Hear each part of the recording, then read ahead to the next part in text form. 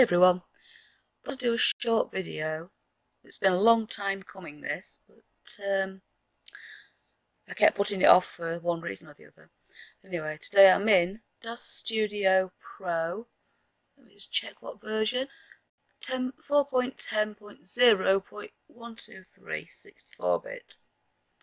Now, most of my artwork I use various 3D horse models. Either the Millennium Horse, which I don't really use that often anymore.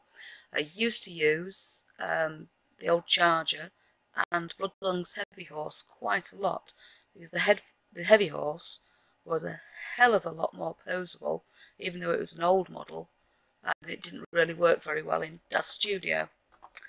But I moved on to the Daz Horse 2 once it came out, which was a big upgrade on the Millennium Horse. Though it's not without its faults. And then after that, I bought the Hivewire Horse when it was available, which I think is pretty amazing. So I thought I'd load them both up here. This is as they load up when you first open them in Daz Studio. I've just added, onto the Daz Horse 2, I've added the mane and the tail. This model doesn't actually come with geometry fetlocks built in. And as it loads up, it doesn't have any textures applied. Now when the Hivewire Horse loads up, it comes with textures fully applied. The mane and tail and the fetlocks are already added onto it. Alright, just let me move them across a little bit so we can see what we're doing here.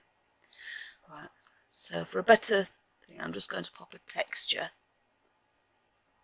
on there. And for the mane, one of the ones that came with it, and then the tail. Now these textures, it was Quirk, I think that's how you pronounce the name, I'm never really sure. She produced both of these, both for Daz 3D and for Hivewire, and they are amazing textures, a lot of detail in them. You can tell she actually really knows horses. So that's why there are some similarities in the texture, just because they're done by the same artist. However, one thing that you will notice straight away is that the mane of Daz Horse 2 only comes, you have to excuse my computer lagging, I've got OneDrive is actually uploading a load of files at the moment. It's been a bit slow. Yeah, you can see the geometry for the mane. If we go into there, it stops just here. The same way it does in some show horses, I believe, the way they do them in America. I've never really seen that done over here in the UK. But which is okay if you want to portray that type of horse in your renders, but it's a bit of a pain. Otherwise, that's why if you have a look at my website, I actually created a new geometry conforming mane just for this horse, just to get over that. Right, the Hivewire Horse,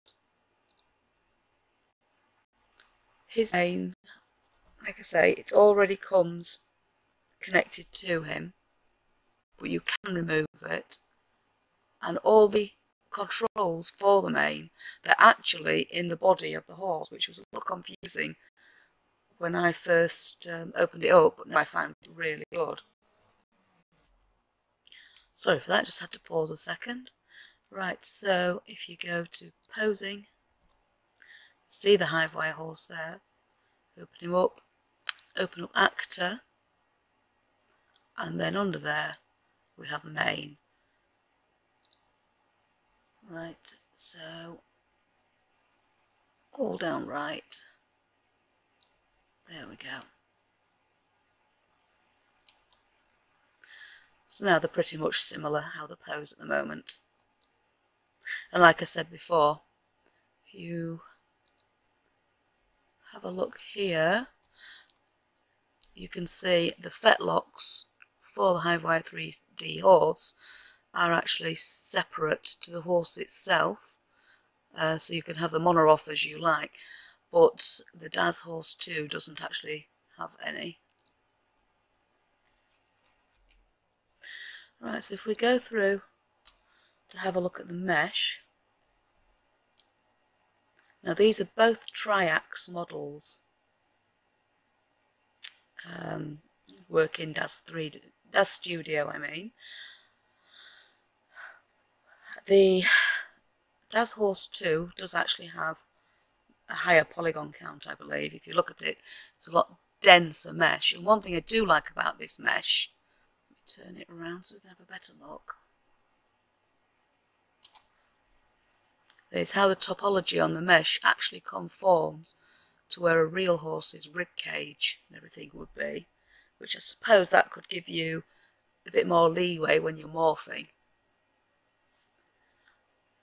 But if I go through, hang on, I just got to hide the mane and tail for them all. Fetlocks, mane, tail, right mane, tail. There we go, that's given us a bit of a better look. One thing though that I do not like about this horse is the fact that in its neck it doesn't have many neck parts for bending. If you have a look, let me pause a second. Sorry about that, I'm a little bit blind then for a moment. So anyway, if we open up the Hivewire Horse, let's see, if you go under abdomen, chest, there we go, there we have the neck parts. It only has neck 1, which is here, neck part 2, neck part 3, and then the head. Now if we close that back up, go to the Hivewire Horse, if you notice it also has 2 abdomen parts, which I'll get to in a little bit, chest parts. Right, the neck, you open all these up and just look at all these. Now that's fabulous because a real horse is so flexible. I mean, you have to see them in real life day in, day out just to appreciate just how super bendy horses really are. And they're never still at all. You never see a horse just standing 4 square on its own in a field. Not for more than half a heartbeat anyway. And with this, it just gives us so much more flexibility. And the poses and everything that you can achieve with this. If we go back here,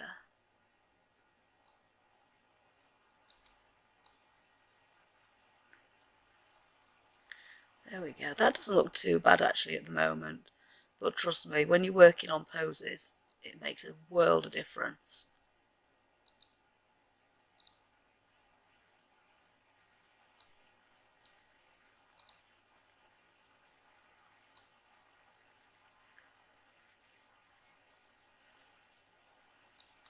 And so you'll have to excuse me as well at the moment. I've got health problems. I have got long-term, well, they told me years and years ago, I think it was at the end of the 90s, that I have ME. And I've been through a bit of a crash since the end of last summer. Just starting to feel a bit better now, but my brain is awful at the moment. Brain fog isn't very nice at all, I can tell you, especially when you're trying to do this sort of thing. So anyway, like that. So if we have a look at some poses now that I've made.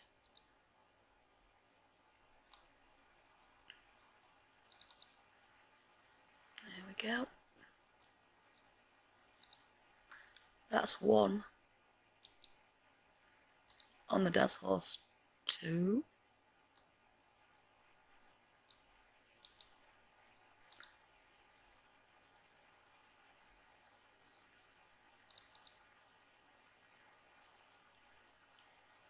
And there's one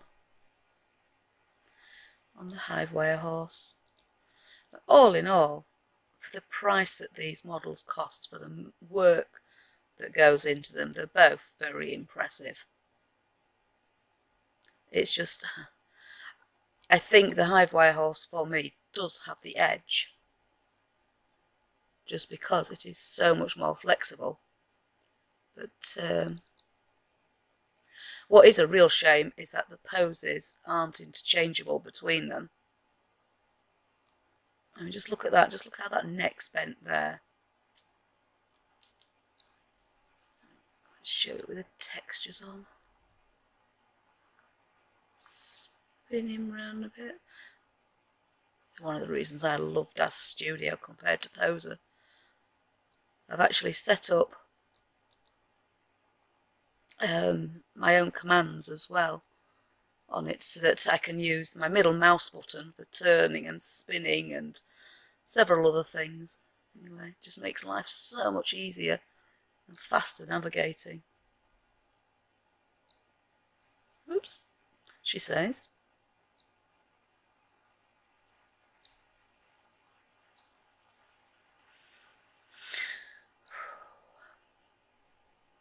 Anyway, just let's have a look. I'm trying to find a few more extreme poses that I've made here. Oh, that's the mane and tail, that one.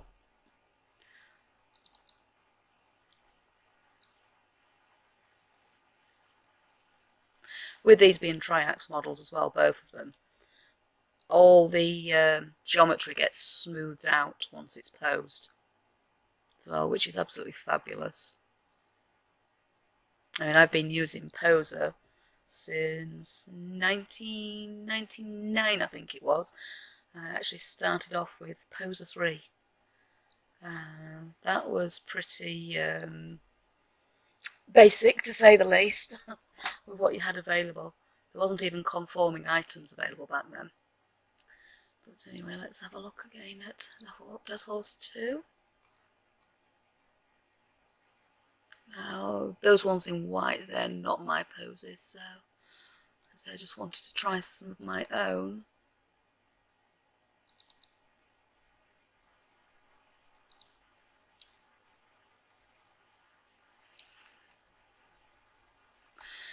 There we go, and if we go back to the hair and make that visible, let's just see how that looks.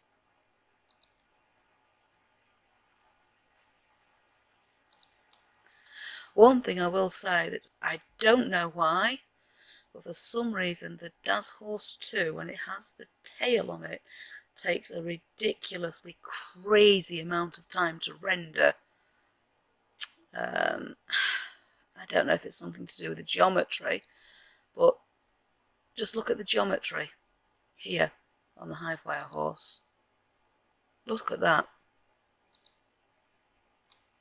And then when you look at the Daz Horse 2, you know, it just looks like there's so much more geometry going on in here. And it is much, much more posable. See all this? That was saved with the pose. Let me open that back up. For the horse itself, because all the dials for the mane and tail and the fetlocks are contained in the body of the horse. When you save a pose for the horse, unless you deliberately deselect them, it saves all the settings for the mane and tail in the pose, which is nice. Sometimes it can be a little annoying if you've set up the mane and tail how you want it, but in general I really like it. And this mane is so posable. It's got, let me open this up, so many dials on it. Let me just hide. There we go. There, and there. Right, let me get to this horse. Select Hivewire Horse. I need to zero him again, I think. Edit figure. What am I doing? I'm sorry. Zero figure pose. There he is.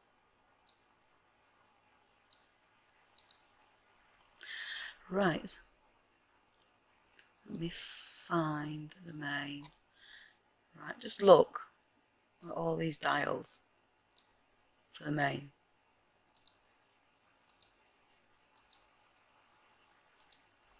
All of these just for the forelock itself. A bit longer, shorter,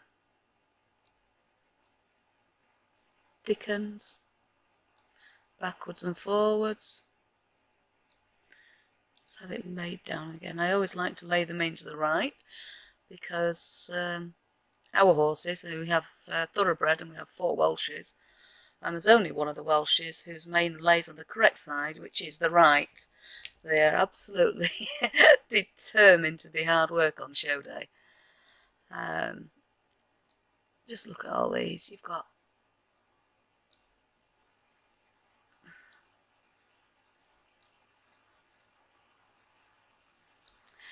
make some fabulous unicorn type pictures from all of this. Decorative twists. Now that's something I don't usually use, but it is handy. You can also have the mane split, but that doesn't work if you've already got the mane laid down as I have at the moment.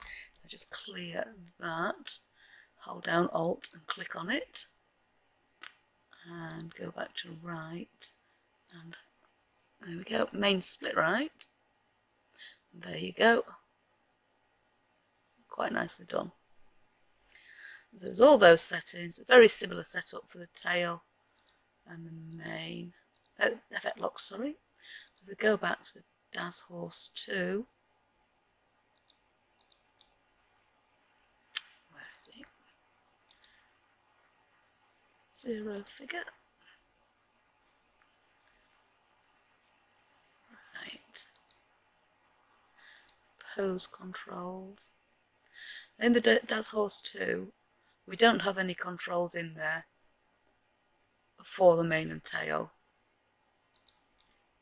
but we do have some nice ERC poses for the neck. There you go, greys. Not quite sure about the bend there, but still nice to have. Side to side, and then twist, and these can be all combined together. So there you go.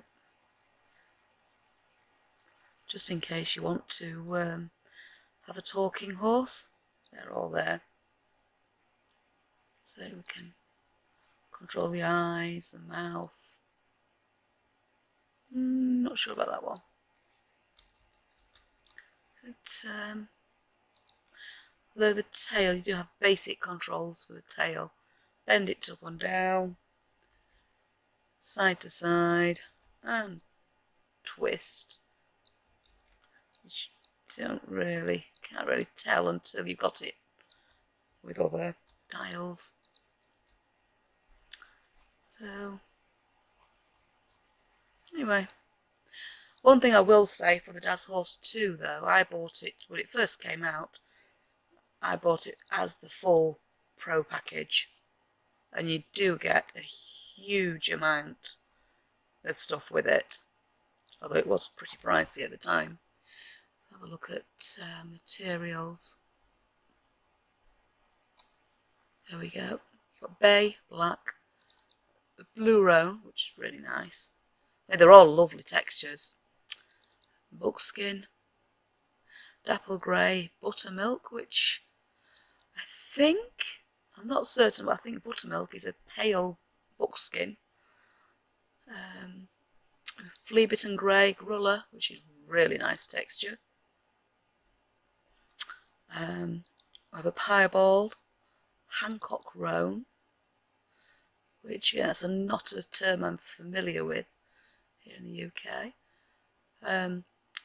Leopard spot Appaloosa, mahogany bay, palomino, silver grey, smoky grulla, again really nice, and white, so great for unicorn renders. So ignore those, they're just for the main tail that I made. Also, I can't remember the name of the person offhand, But some wonderful person actually made UVs to make the Daz Horse 2 compatible with the Millennium Horse, which I have an enormous amount of textures that I've made myself for it. And as you can see, that is one of the Millennium Horse textures that I made applied to the Daz Horse 2.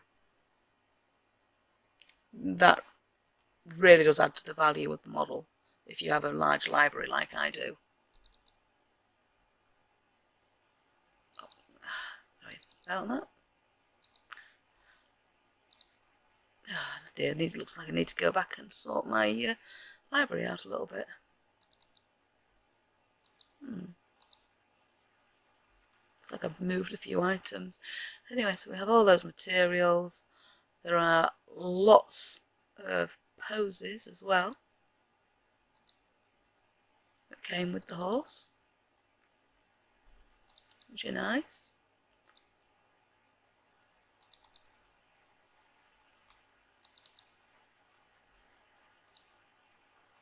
Nice poses as well. They're not all stiff. The horses, it's like they lean from side to side and twist and snake, and they're never like fully square. There we go. Combat. Oh, that's one of my own. One of my own. They're mine.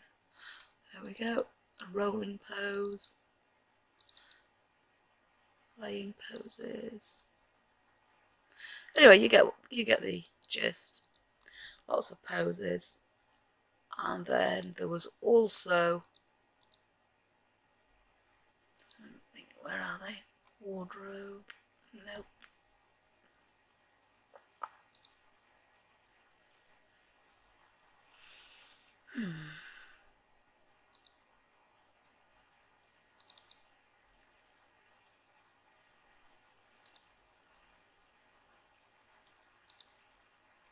Oh, that was an ear bonnet I was making. I've not made it conforming yet. So, and a head collar.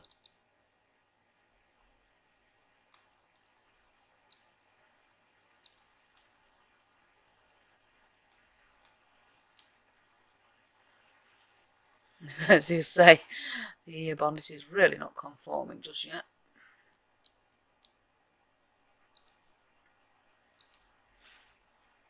And I'm not sure exactly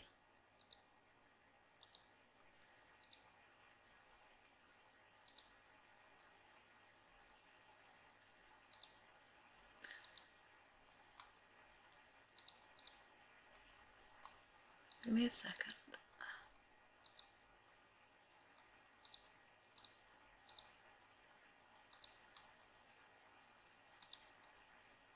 Ah, here we go. Armour. Then there's all this armour also came with the horse, which is really nice. See all these different items, materials, barding, knightly barding. Yep, came with both Western and English style tack. Oh, that was my mane that I made. And if I can delete the ear bonnet.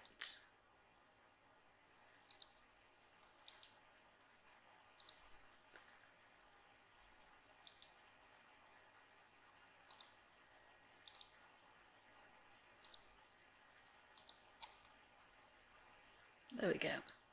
I say that mane's completely free to download from my website. There you go, no catches or anything in it. And the texture for it also that is on the mane, you can apply to the tail. It does come with a few different ones with it. So, and it goes all the way up to just behind the ears with a forelock built into it. So, anyway, let me close this all up. Go back to the Hivewire Horse.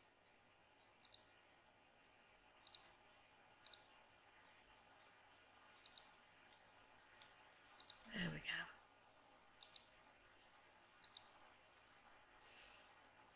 He's just...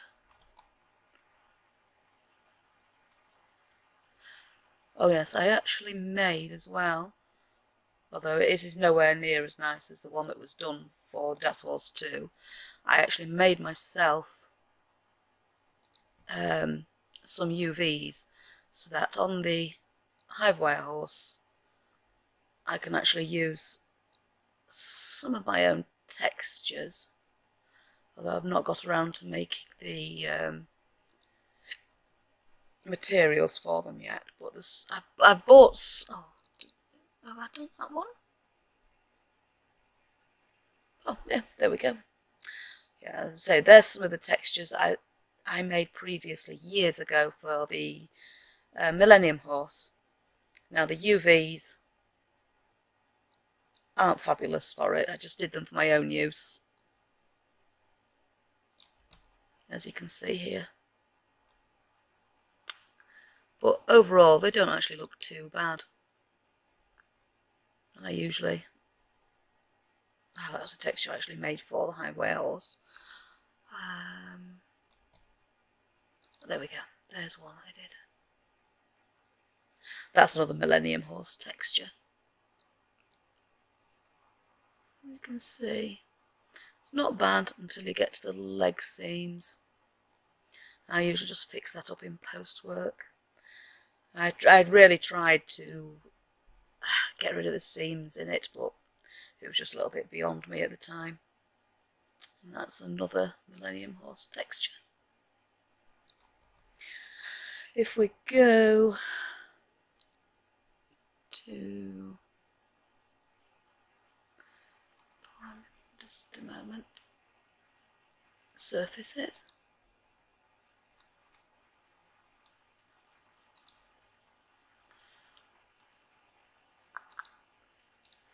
And if I select the coat, the Hivewire Horse, there we go. You can see that's my Millennium Horse texture. And somewhere in here there's a thing for the UVs.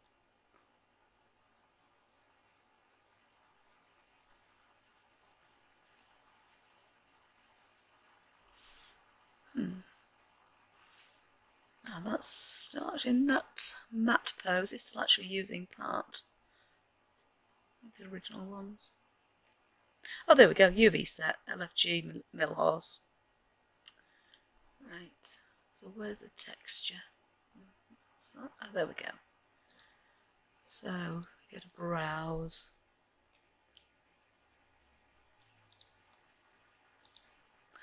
These are some really old textures in here that I made a long time ago for the Millennium Horse. A lot of them have got seams that need fixing up, which is why I've never released them. And my computer, of course, is being extremely slow at the moment. So look at this grey. Yeah, that was one that was never finished. As you can see though, the textures themselves don't go bad on the horse. If anybody's interested in it, let me know and I'll have to encode it, because I don't think Daz 3D will be very happy at me just giving away the UVs that are for the Millennium Horse, but I'll be happy to encode it against the Millennium Horse. So if anybody owns the Millennium Horse, they'll be able to unencode it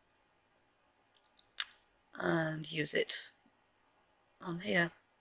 Although I do think that the UVs for the Hivewire Horse are superior anyway to both the Millennium Horse and for the Daz Horse 2, because the Daz Horse 2, for some crazy reason, they decided to split off the head from the body as they have done with the people, which makes it a real pain to texture for.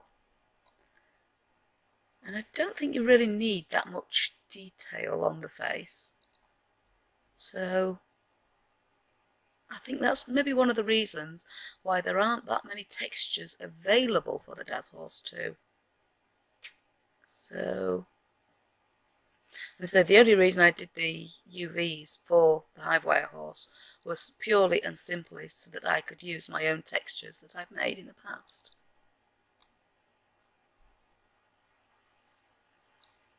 And then of course there's always the lovely textures that Lynn released as well from Millennium Horse, and you'd also be able to use them here.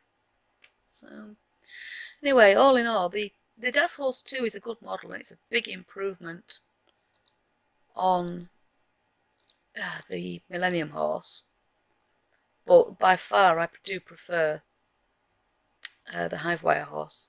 I'd just like to see some more items released for it now to go with it. So thank you. I'm sorry if I rambled on too long. This is the first time I've ever done this type of video, so I've never actually put audio to them before, so thank you. Right, bye-bye.